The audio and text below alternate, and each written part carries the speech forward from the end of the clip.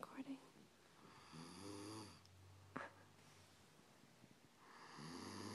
He's so tired.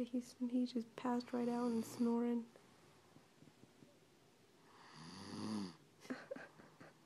See the drool on the pillow?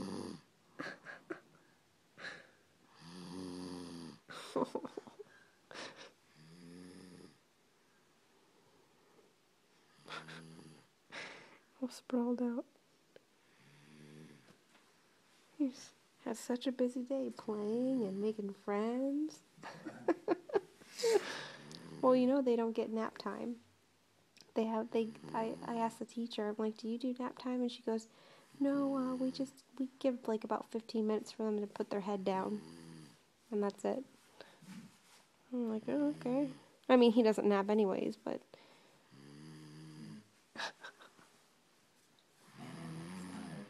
Yeah, that is really tired.